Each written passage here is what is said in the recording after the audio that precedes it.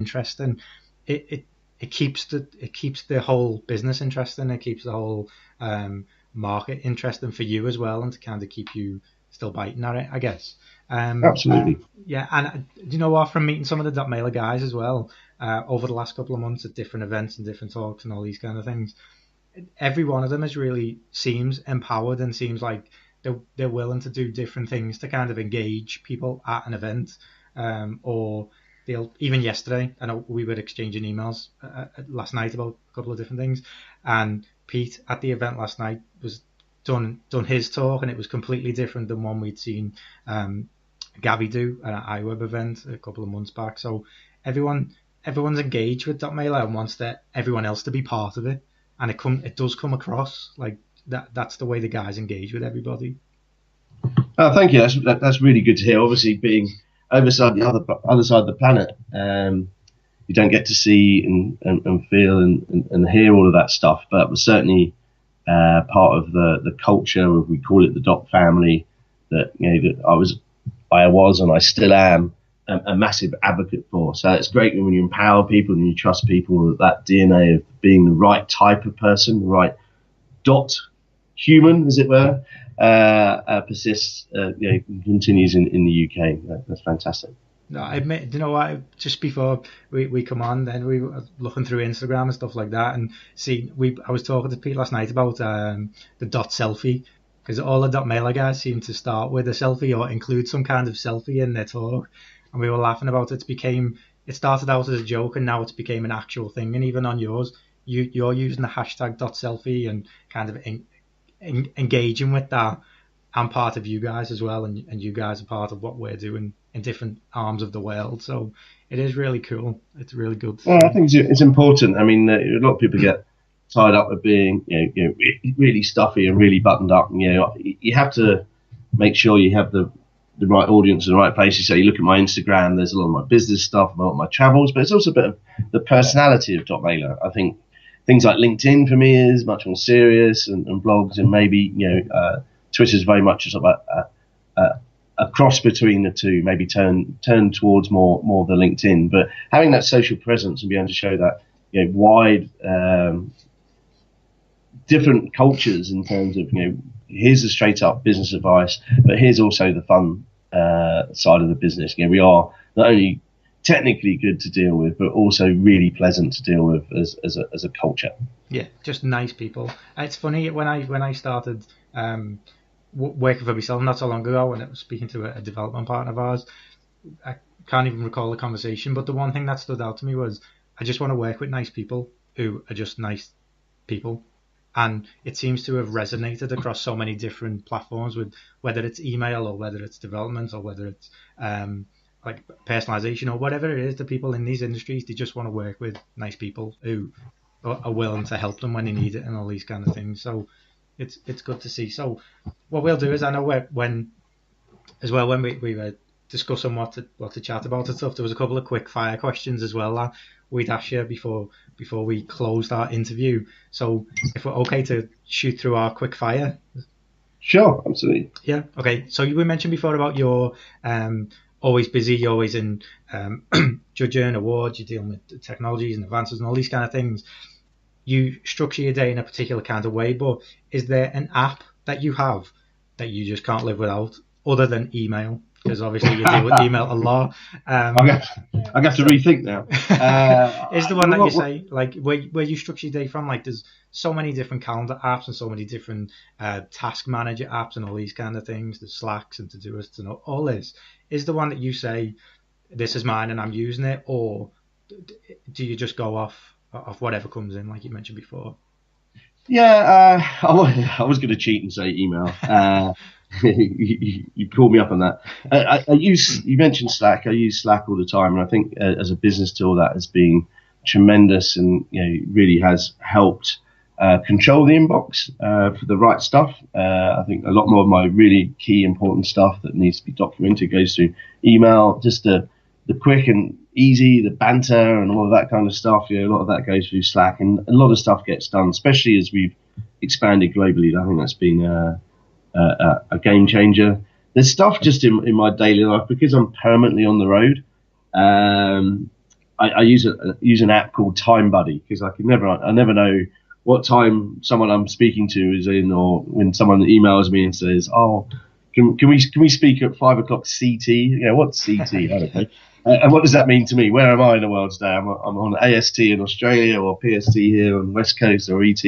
And that does a really nice visual representation of the timelines, makes that life really easy. Also, probably more importantly, it tells me on a weekend what time I need to get up, wherever I am in the world, to watch my favourite team, Crystal Palace. Oh, okay. Good stuff. Good. So, is there then one of our other quickfires was a favourite book that you've read? Like so many guys who have built big businesses and continue to build big businesses, there's something that has inspired them in the first instance, or there's something that they go back to. Many people have read GDPR like GTD like 5-6 times. They go back to it every year and they find something different, something new, and all these kind of things. Do you have something like that in your repertoire of building Dotmailer out, or as an entrepreneur yourself, where you look at and think that's helped me make this decision or that decision? Yes and no. I mean, my first comment on that is I get asked that question a lot, and I see a lot of people obsessing about which book shall I read that will make me a success, and they try and follow someone else's formula or whatever. You make yourself a success, in my opinion. So it's not like you can get a book and it's your manual and that's instantly going to turn you into some massive overnight success. So I'm kind of not a big fan on the obsession with that. Obviously, there's lots of books out there from loads of different business leaders that do provide inspiration and insight to what made them successful. And I think probably the books that are best at that are the ones where people are very open. They talk about their mistakes. I think you learn much more from learning mistakes than not actually making decisions because you're afraid to make mistakes. Make a mistake and monitor it and change it as soon as you realise it's a mistake. That's okay. But in terms of book, if I had to pick one, the book that I like most is Tipping Point by Malcolm Gladwell. And my reason for that really is just from a general marketing or digital marketing background, is that there's a lovely bit in the book that talks about Sesame Street and why that was so successful. So much analytics and research and deliberate tactics went into that, just in pure marketing.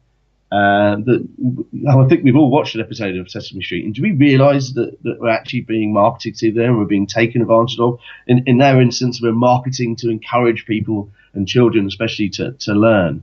It's so smart, and that's one of my beats of the digital marketing world, and maybe the email marketing world in particular, is it's so easy to do it badly but still get good results because the channel is so effective. And what really kind of, my pet peeve is people don't put, as we talked about earlier, don't spend the time and effort to use all the features, to spend their time looking at their testing strategy and what have you. They're too busy maybe doing that production stuff or other elements of marketing to really spend dedicated time and effort. And that dedicated time and effort is tried and tested traditional marketing tactics that date back to when my granddad was being marketed at years ago. And I think digital marketing is so effective that we actually have lost some of the art of true marketing and some of those skills. And I think Tipping Point, Malcolm Gladwell's book, actually brings those two worlds together in quite a good way.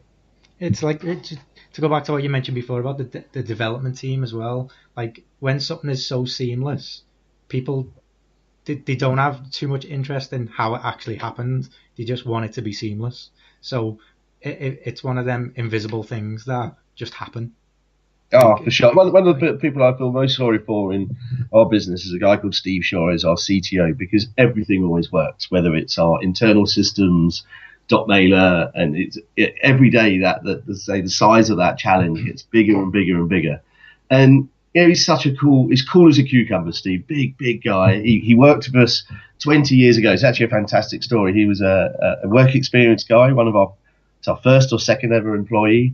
And sort of 20 years later, he's back as our CTO, and it's just the Iceman. But the credit he's actually deserved is enormous. But people just don't realise, because they assume it should work, and it does, so therefore great. But actually, the scale of the challenge that he and his fantastic team that works with him deliver is immense. Yeah, it's the expectation. People just expect things to do what they're meant to do, and they don't appreciate, like you've mentioned a couple of times today, like they don't appreciate what goes on in the background, the complexities and the difficulties and all this kind of thing as well. It's not cool. It's not cool being the fire warden, but it's cool being the fire department, right? They're the cool guys that come and put the fire out, and everyone sees it and what have you. But do you know what? If you prevented that fire in the first place, does that guy get all of the credits and everyone whooping about that person? It just doesn't happen, but it should. Yeah, it definitely should. And there's a lot, like I know there's a lot of development guys who are like that, where things just work, and I don't think people really fully understand what is involved or appreciate what's involved at the same time. So then you've mentioned a couple of different quotes as well. I know you did the NASA technology with the Fisher-Price interface and all these kind of things. And you've said before that the whole motivation thing isn't really a big thing for you in terms of copying what people do or using that kind of thing. Is there a quote that then would stand out for you where you would say this is actually, it does mean a lot, it's stood us in good stead, or it's something that Dotmailer will follow and continue to follow? You mentioned that question prior to the interview, and it did make me chuckle to sort of think about that, because something immediately leapt to mind, which is preparing to fail.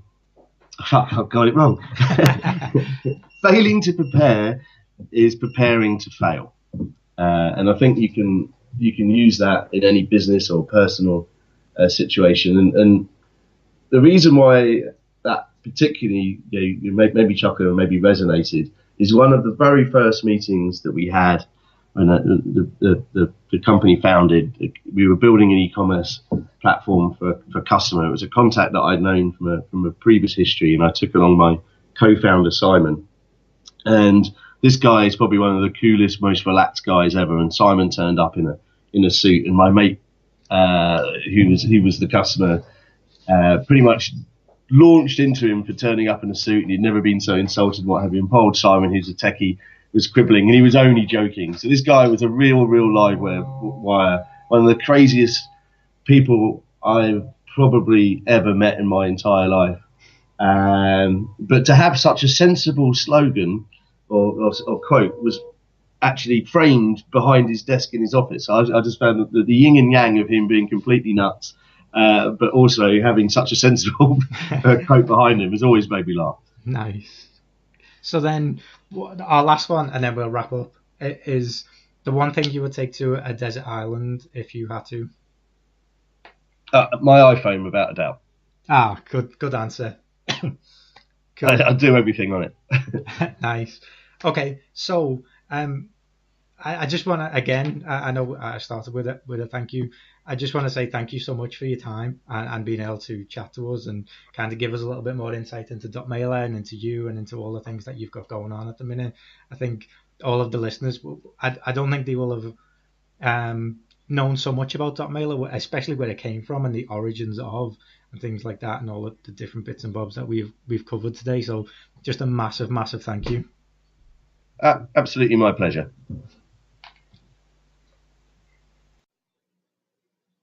Okay, so I hope you all agree that Tink Taylor, really interesting guy, really interesting chat about his evolution in the industry and Dotmailer's evolution as well over the last 20 odd years. A couple of big takeaways for me in our chat was when Dotmailer was evolving into the email platform that it is now. We mentioned recurring revenue. I think this was really, for any business who can create recurring revenue, then that's a strategy that won't fail. It's a really solid way to get into business. It's a really solid outlook. Even if it's not right now, if the end goal is to create a recurring revenue flow, your business will be okay long term. And I think that's the proof's in the pudding there with Dotmailer and what they've been able to achieve, moving from content to email. And now obviously the size of Dotmailer and the scope of the businesses that they work with is humongous. The other takeaway for me was the GDPR piece. Now, me, same as a lot of people who have